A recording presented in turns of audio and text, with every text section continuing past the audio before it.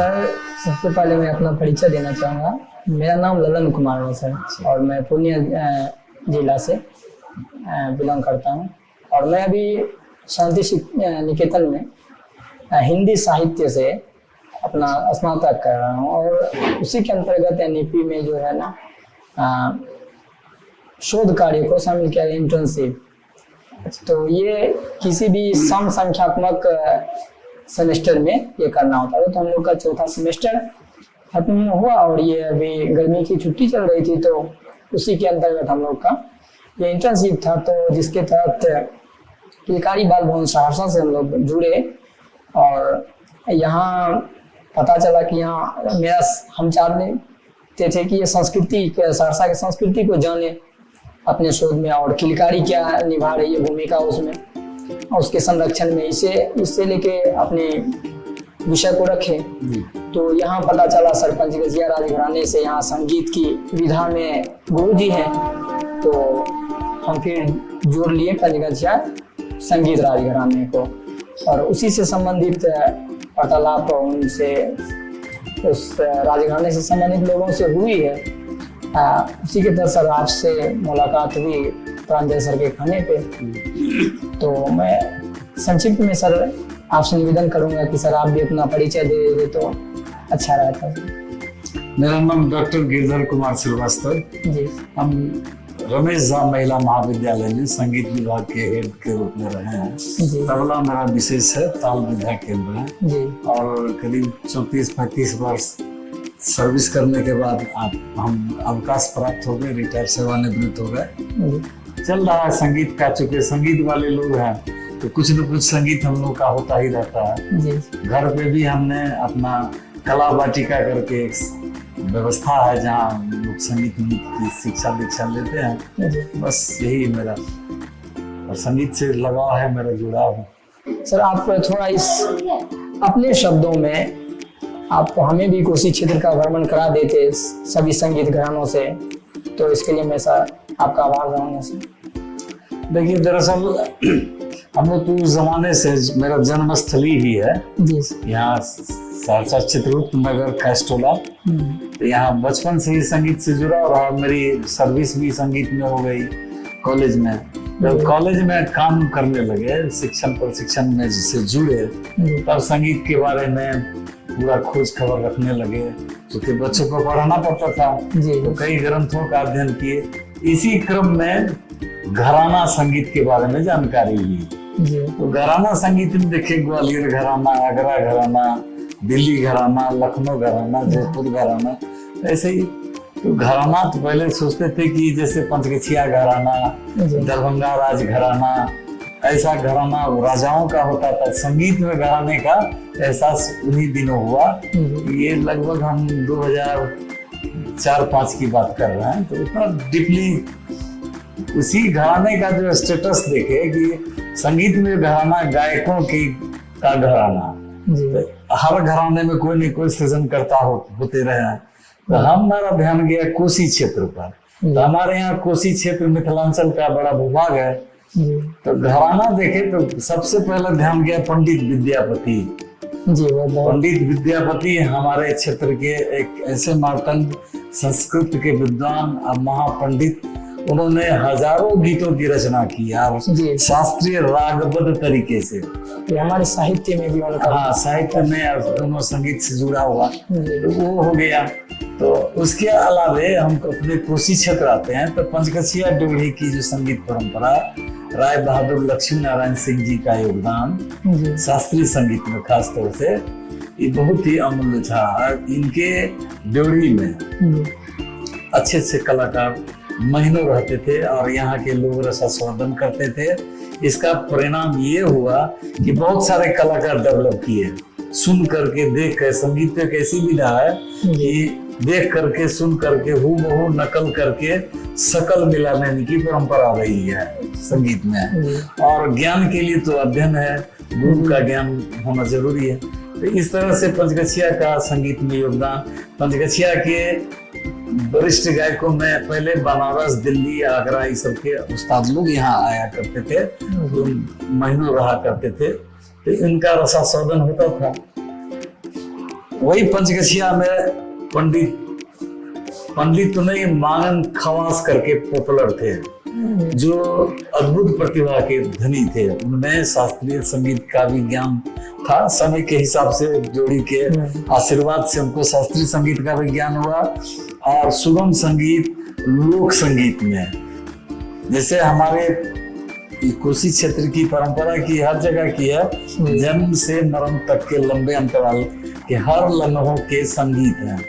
बच्चे जन्म लिए तो सोहर गीत हो गया, उनका संस्कार हो गया तो उपनयन संस्कार हो गया, या विवाह शादी हो तो विवाह संस्कार हो गया, या कोई भी पर्व त्योहार रीति रिवाज, इस सब का संगीत है।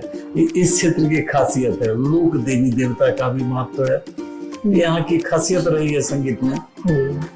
ये पंचगछिया का एक अमूल्य योगदान है। उसके साथ साथ बनेली स्टेट पूर्णिया, कुमार श्यामानंद सिंह जी, ये भी संगीत का एक गढ़ रहा। या इनके दरबार में भी बनारस, दिल्ली, आगरा, जो पहले जमाने में संगीत की बड़ी महत्व थी। अच्छे अच्छे उस्ताद या राजघराने के लोग संगीत को प्रश्रय देते थे, विकास होता था संगीत का। तो यही सब उन्हीं बुजुर्गों के परिणाम स्वरूप एक के बाद दूसरा, दूसरा के बाद तीसरा, ये पीढ़ी का निर्माण होते रहा। तो संगीत का डेवलप होना स्वाभाविक है। रामपुर गांव है बख्तरी सोनवर्षा स्टेशन का, वहाँ पंडित उपेंद्र यादव, योगेंद्र यादव, जो राष्ट्रपति पुरस्कार से, एक खोजरी में है पंडित ये परिमल यादव जी, वो सब एक वरिष्ठ साधक रहे संगीत में। इन लोगों के सहयोग से आज कोसी क्षेत्र में संगीत की एक बेहतर परंपरा आज भी जीवंत रूप में है।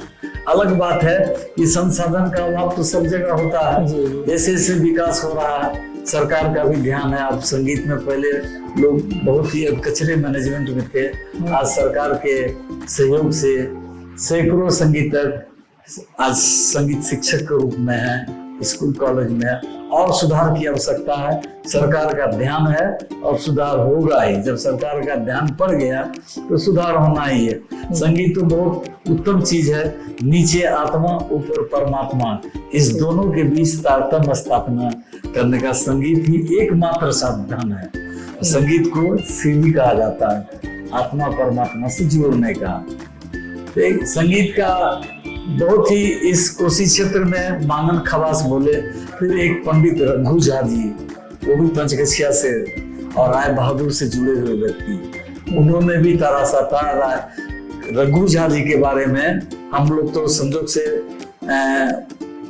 देखने का अवसर मिला, उनकी तस्वीर गायकी, चूंकि मैं भी बहुत छोटा था, उतना अनुभूति थी नहीं, लेकिन उनकी गायकी में पंडित ग्वालियर के पंडित ओंकार नाथ ठाकुर जैसी गमक की आवाज, उनकी आवाज में एक पावरफुल क्वालिटी, बड़ा ख्याल, छोटा ख्याल, विद्यापति गीत या ठुमरी वगैरह का उनको अनुभूति थी।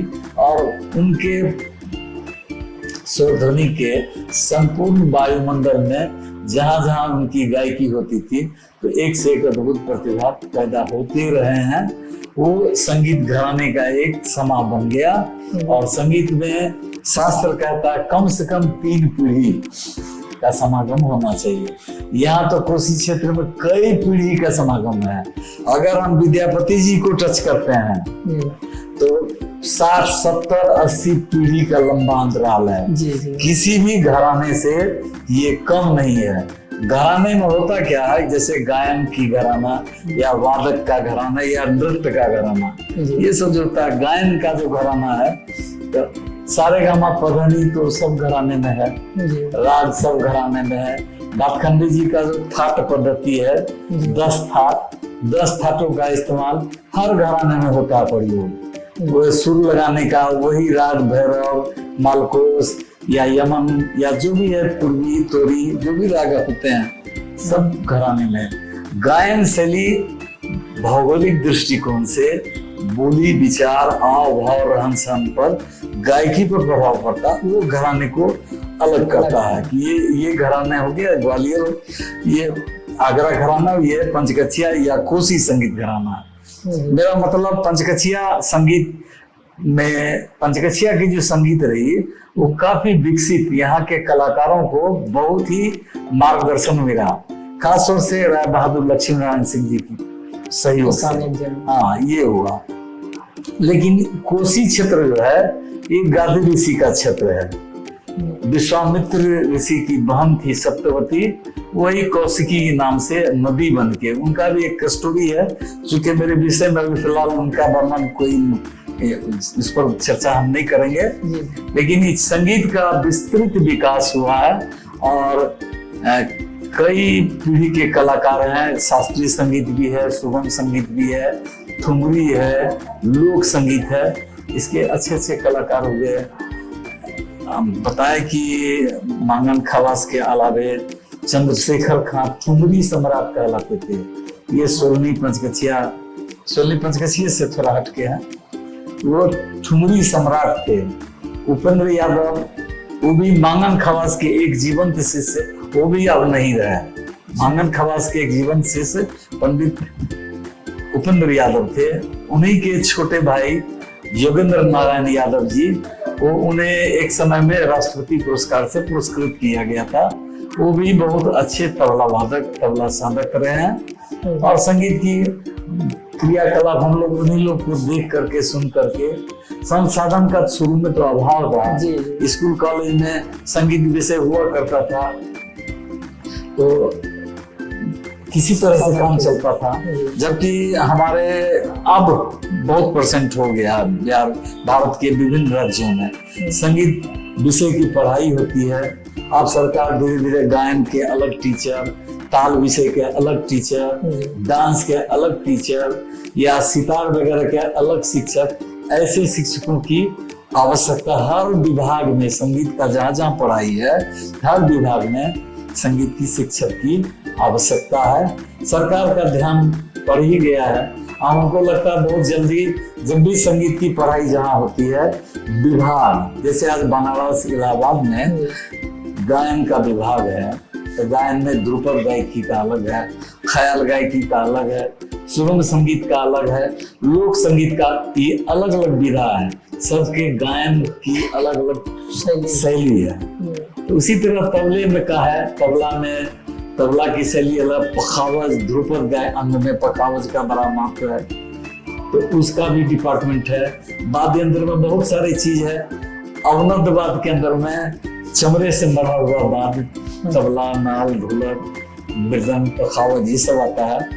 फिर उसके बाद घनवाद में धातु से बना हुआ यंत्र, या तंत्रवाद में तानपुरा, सितार, सरोद, ये सब चीज होते हैं। तो ये सब चीज का भी विकास जरूरी है। ये सब अगर होता, कहा जाता है साहित्य संगीत कला विहीन, साक्षात पशु पुच्छ विषानहीन, तृणम न खादन्नपि जीव मानस तद भागधेयम परमम पशुनाम। ये 3वीं सदी में भर्तृहरि हरि ने अपने नीति शतक, एक पुस्तक है, इसमें उन्होंने लिखा था कि मानव जीवन के लिए संगीत बहुत ही महत्वपूर्ण है, और जब तक संगीत नहीं होगा साक्षात पशु पुच्छ विषानहीन, मनुष्य रहेगा लेकिन उसको सींग लगा हुआ है दिखाई नहीं देगा, पूंछ लगा हुआ है वो दिखाई नहीं देगा, लेकिन वो जानवर के समान बन जाता है। इसलिए संगीत बहुत ही अनमोल रत्न है। जैसे आज तो वैज्ञानिक युग हो गया, इलेक्ट्रॉनिक युग हो गया, तो कोई गड़बड़ी है तो मैकेनिक के पास जाकर के हम उसको ठीक, लेकिन मनुष्य में अगर गलती हुई है, मनुष्य के स्वभाव बदल गए, उनके आचार व्यवहार, कला द्वेष का शिकार हो गया, ईर्ष्या द्वेष से, तो उसका एकमात्र इलाज है संगीत। अगर संगीत को बढ़ावा दे, सरकार का ध्यान है, और भी थोड़ा सा नजर सरकार का पड़ जाए, तो आदमी ऑटोमेटिक परिवर्तन होगा। कलह द्वेष, अमन चैन, कलह द्वेष का विनाश होगा, अमन चैन शांति का विकास होगा। पंचगछिया संगीत घराने की कुछ विशेषताओं को जो है ना, सिर्फ जहाँ की पंचगछिया घराने संगीत घराने की बात हो, सिर्फ इनकी विशेषताओं को कुछ आप प्रकाशित कर दे अपने नजरों से। तो देखिए, पंचगछिया जो है ना अमूल धरोहर है, कोसी क्षेत्र का एक विस्तृत जगह है, जहाँ से संस्कृति का विकास की शुरुआत, खासतौर से संगीत जब से हम लोग होश संभाले तो संगीत में पंचगछिया का स्थान हम लोग जानते रहे हैं। अच्छा। वहाँ की व्यवस्था में, तो वहाँ खास तौर से गायकी के क्षेत्र में वहाँ के गायकों की जो गायकी होती थी वो अंतर हृदय से गाने की परंपरा, उनके गायकी में रस का बड़ा महत्व था। चाहे वो श्रृंगारिक गीत गाएं या भक्तिपूर्वक गीत गाएं या वीर रस से जुड़ा हुआ गीत गाएं या जो हमारे संगीत में नव रस है, इसका ध्यान रखा जाता था। आप कोसी क्षेत्र के समस्त संगीत घराने से परिचित हैं। मुझे ऐसा लगा सर आपकी किताब, आपने कोसी क्षेत्र को एक बहुत ही महत्वपूर्ण योगदान दिए हैं आज इस लिखित रूप में, जिसकी बहुत कमी है इस क्षेत्र को। विशेष आभार है सर। तो जय हिंद सर।